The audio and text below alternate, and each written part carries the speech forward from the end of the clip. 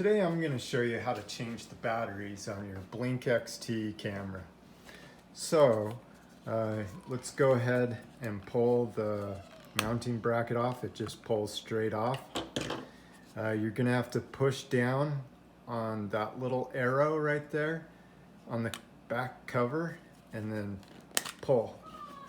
And then this takes lithium-ion batteries.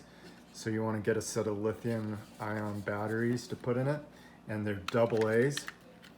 So you just stick them back in like so.